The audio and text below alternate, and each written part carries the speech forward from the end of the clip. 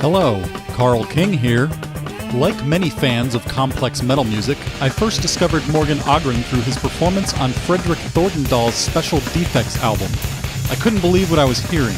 His drumming was so complex and precise like Meshuggah, yet wild and free like a little kid banging on pots and pans.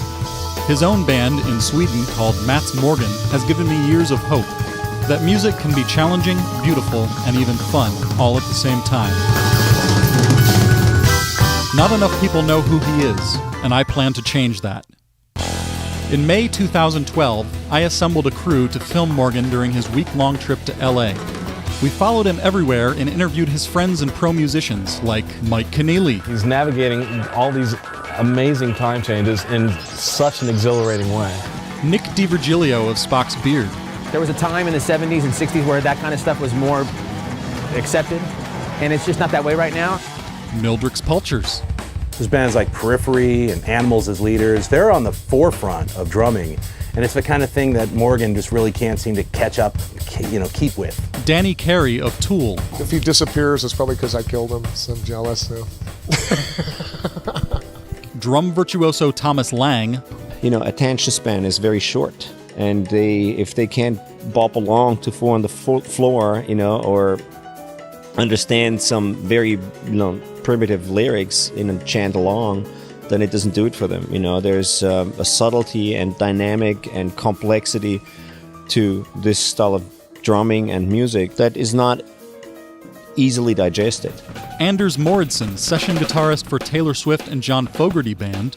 Complex music, if it's done for the right reasons and not just to be complex for the sake of being complex, it keeps growing on you and it keeps being more and more interesting and you keep hearing new layers. Chuck Parker. I don't think he thinks in notes and bars and phrases. It's all about attitude and vibe and just creating. Dave Murray of the Stratosphere. His playing is superhuman. I don't mean superhuman, it's human. Dale Turner of Guitar World and Musicians Institute. He's been playing, I think, since he was 4, and he's never stopped evolving. Avant-garde fusion guitarist Lee Warner. I think a really healthy thing is when an artist comes along and their playing will either threaten or embrace a person's desire to expand their mind. Mike Stone, president and CEO of Metronomicon Studios. I'm beginning to think that the reverse osmosis water maybe isn't so great to be ingesting because that makes it more acidic. There's nothing to buffer the pH. And Dave Elitch of Mars Volta.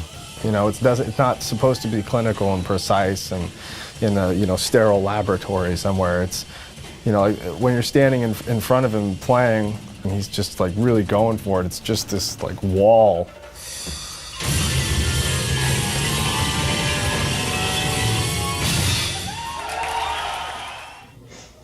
Showtime.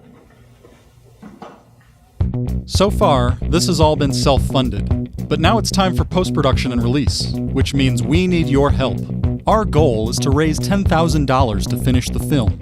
And where's that money gonna go? I don't know. An original movie poster painting, sound design by Stephen Cox, travel expenses and gear for shooting additional interviews, video editing, animation, compositing and color correction, authoring and replication of DVDs and Blu-ray, distribution through sites like Netflix and iTunes, and submission to film festivals so everyone can see it. All funds left over will buy a new pair of shorts for me and a mountain of Legos for Morgan's son Alvin. Please donate now to help us finish this special document. I play just once.